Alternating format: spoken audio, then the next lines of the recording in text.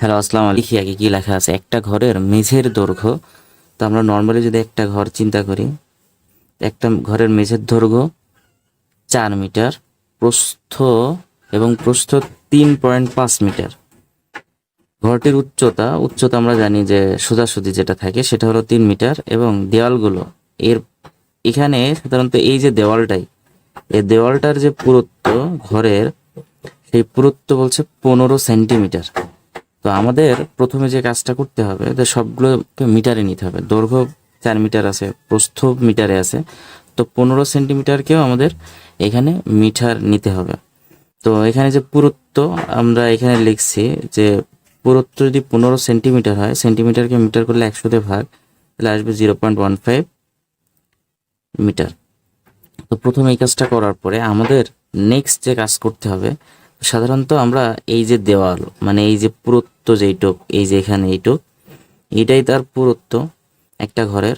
তা আমরা জাস্ট এই ভিতরের যে দৈর্ঘ্য, এইটুক দৈর্ঘ্য, আর এইটা হলো তার প্রস্থ, আর পুরুত্বটা আমরা প্রথমত বাদ দিয়ে আমরা হিসাব করব। তাহলে আমরা কিন্তু এখানে পারি যে দেওয়াল বাদে মেঝের যে আয়তন, মেঝে থাকবে একটা ঘরের যে মেঝেটুক, সেই মেঝের আয়তন আমরা আয়তন বা ভলিউম ইজ ইকুয়াল টু জানি যে দৈর্ঘ্য প্রস্থ ইন্টু উচ্চতা।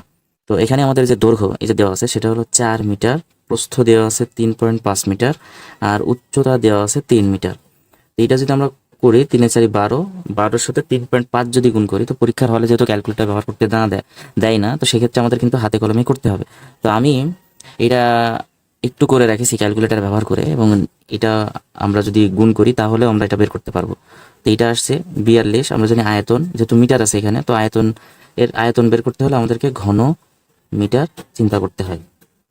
তো এটা হলো দেওয়ালটুক বাদ দিয়ে আমাদের আয়তন বের হয়ে গেল। এখন দেওয়ালের যে পুরুত্ব সেটা ছিল 0.15 মিটার আমরা বের করছি। এখন দেওয়াল সহ যদি আমরা দৈর্ঘ্যটা বের করতে চাই, যেখানে লিখছি দেওয়াল সহ একটা ঘরের দৈর্ঘ্য, মানে দেওয়াল সহ দৈর্ঘ্য।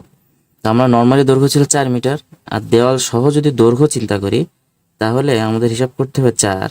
আর যেহেতু দৈর্ঘ্য এখানে পুরুত্ব আছে, এই পাশেও পুরুত্ব আছে, এই পাশেও আমাদের পুরুত্ব কিন্তু আছে, তো সেই ক্ষেত্রে আমাদের দেওয়াল শুধু যদি চিন্তা করি, যেহেতু উভয় পাশে পুরুত্ব আছে, তাহলে 0.15 ইন্টু, যেহেতু দুই পাশে তাই 2 দিয়ে আমাদের গুণ করতে হবে। তাহলে এইটা আমরা যদি ক্যালকুলেশন করি, তাহলে আমাদের আসবে 4.30 মিটার।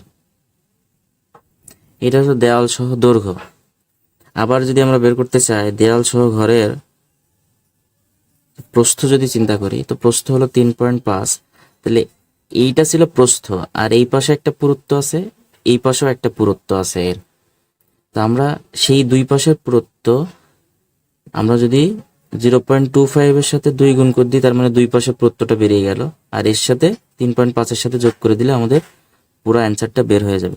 তাহলে এখান থেকে আমাদের যে মানটা আসবে সেটা আসবে 3.8 মিটার। এইটা আমাদের ফার্স্ট একটা জিনিস বের হলো। দেওয়াল সহ মেঝের আয়তনটা বের করে নিলাম, দেওয়াল সহ দৈর্ঘ্য, দেওয়াল সহ প্রস্থ।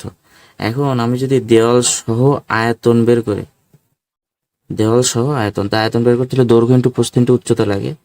তো এখানে আমরা জানি যে দেওয়াল সহ দৈর্ঘ্য হলো 4.30, প্রস্থ হলো 3.80, আর উচ্চতা তো একই থাকবে, এখানে 3 মিটারই থাকবে। তাহলে এটা যদি আমরা ক্যালকুলেট করি, তাহলে দেখা যাবে আসবে 49.02 ঘন মিটার। তাহলে দেওয়াল সহ আয়তন পেয়ে গেলাম। এরপরে যে আমাদের কাজটা করতে হবে সেটা হলো আমাদের এইটুকের, মানে আমাদের যেটা চাইছে যে 4 দেওয়ালের আয়তন কত। তাহলে আমরা এখান থেকে লিখতে পারি 4 পাশে দেওয়ালের যে আয়তন। আমরা নর্মালি জানি যে এইটুকের যে আয়তন ছিল এই যে ভিতরের, সেটা ছিল 42, আর দেওয়াল সহ আমাদের যে আয়তন আছে সেটা হলো এটা। তাহলে টোটালটা থেকে জাস্ট এই ভিতরের আয়টুক বাদ দিলে এইটুকের আয়তন, এই যে এই পাশের এইটুকের আয়তন আমরা পাবো। তাহলে 49.02 মাইনাস 42, এইটা থেকে আমরা যদি বিয়োগ করি, তাহলে আমাদের যে অ্যান্সারটা আসবে আমাদের 7.02 ঘন মিটার। আশা করি আপনারা এই অঙ্কটা বুঝতে পারছেন। এই অঙ্কটা কিন্তু মোটামুটি সহজ।